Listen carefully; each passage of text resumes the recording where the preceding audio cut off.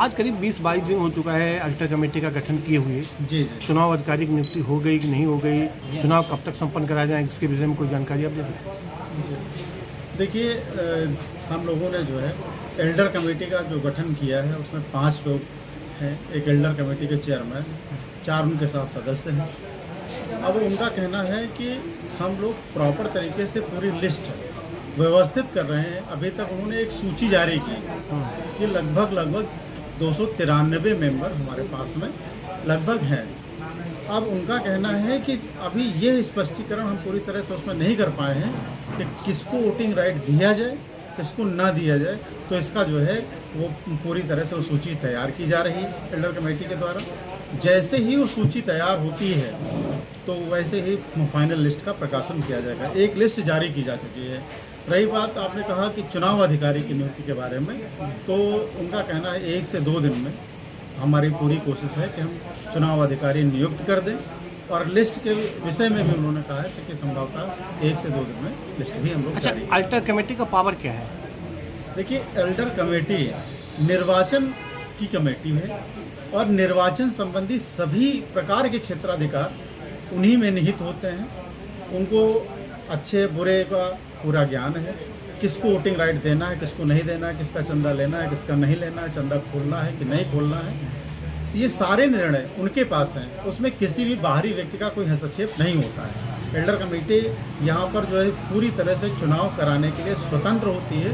उसमें किसी बाहरी प्रत्याशी का या किसी अधिवक्ता का उन पर किसी प्रकार का जोर दबाव नहीं होता है। अगर किसी को कोई आपत्ति है तो अपना प्रार्थना पत्र एल्डर कमेटी को दे सकता है, वो एज ए सुझाव के रूप में दे सकता है, लेकिन उनके ऊपर किसी प्रकार का के अधिकार को थोपा नहीं जा सकता। अच्छा, क्योंकि वो स्वतंत्र कमेटी होती है। अच्छा, वोटर लिस्ट की जो प्रकाशन की व्यवस्थाएं होती हैं, ये चुनाव अधिकारी करता है या अल्टर कमेटी?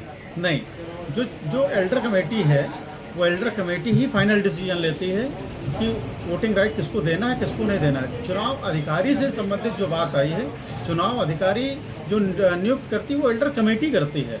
एल्डर कमेटी अपनी सुविधानुसार चुनाव, अकेले 5 लोग चुनाव नहीं करा सकते हैं, इसलिए एक मुख्य चुनाव अधिकारी की नियुक्ति करती है एल्डर कमेटी और उसके साथ लगभग 8, 10, 15 जो भी सहायक चुनाव अधिकारी होंगे उनकी नियुक्ति की जाएगी। क्योंकि कोई भी बाहरी व्यक्ति मतदान में भाग नहीं ले सकता है, इसलिए वो इसी अधिवक्ता भाइयों को ही सहायक चुनाव अधिकारी और मुख्य चुनाव अधिकारी बनाया जाएगा और इसी के आधार पर निष्पक्ष रूप से चुनाव हमारी एल्डर कमेटी कराएगी। और मुझे पूर्ण भरोसा है कि हमारी कमेटी जो निर्णय लेगी वो वास्तव में सभी अधिवक्ताओं के हित में होगा। अल्टर कमेटी का गठन हुए करीब 20 से 22 दिन हो गया है। क्या दिया है कि कब तक चुनाव हो जाएगा, कब तक चुनाव अधिकारी नियुक्त किया जाएगा, वोटर लिस्ट लेकर के क्या संकट है? मैं राजेश कुमार शर्मा एडवोकेट सार्वजनिक तहसील वार से अध्यक्ष पद का प्रत्याशी हूँ। हमारे यहाँ आम सभा ने एल्डर कमेटी का सर्वसम्मत से गठन किया था।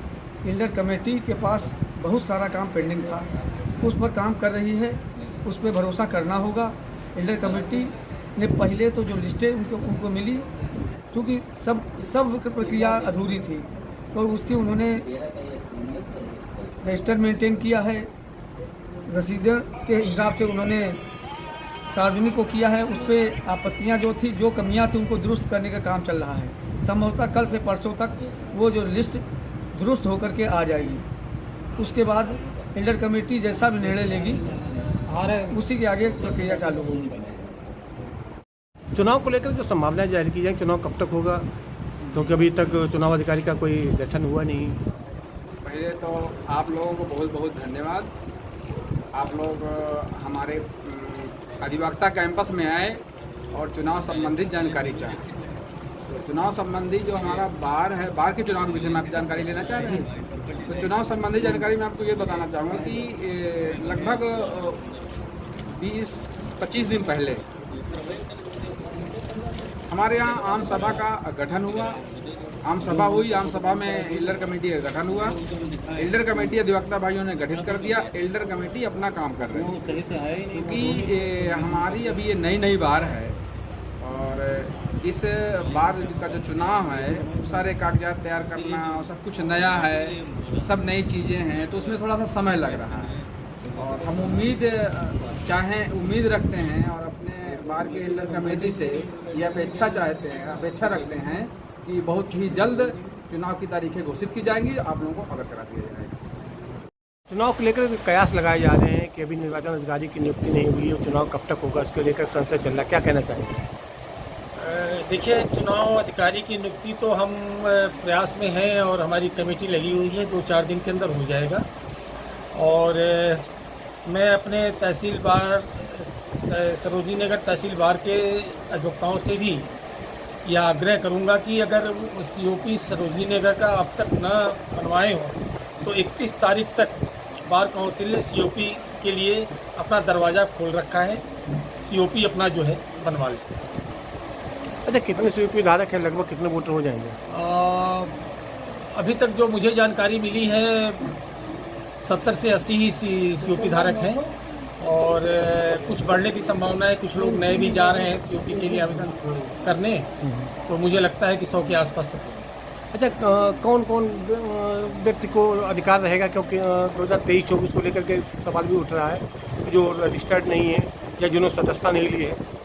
देखिए, हम bar council of Uttar Pradesh के ही बायलॉज के अनुसार चुनाव कराने के प्रयास में हैं और व्यवस्था उसमें यह है कि जो नए मेंबर्स हैं, 23 के नए मेंबर्स बने हैं, उनको 2 साल बाद ही चुनाव में भाग लेने का राइट मिलेगा। और रही बात जो 2022 और 23, इसको आधार मान के हम चुनाव संपन्न कराने जा रहे हैं। अच्छा, जो चुनाव लड़ने के लिए जो प्रक्रिया है उसमें कितने दिन का उनको सदस्य होना आवश्यक है? इसकी व्यवस्था बनी हुई है, बार काउंसिल द्वारा एक प्रोफार्मा भी अब हम चस्पा कर देंगे समय आने पर। करीब 25 अध्यक्ष के लिए 25 से ऊपर होना चाहिए, मंत्री के लिए कम से कम 25 वर्ष होना चाहिए। इसी तरह की व्यवस्थाएं बनी हुई है, वो जो लखनऊ बार में है वो हमारे यहाँ है। तो लगभग चुनाव अगले महीने तक संपन्न हो जाने का? मुझे लगता है कि अगले महीने के फर्स्ट वीक या सेकेंड वीक तक हम संपन्न कराने में सफल रहेंगे।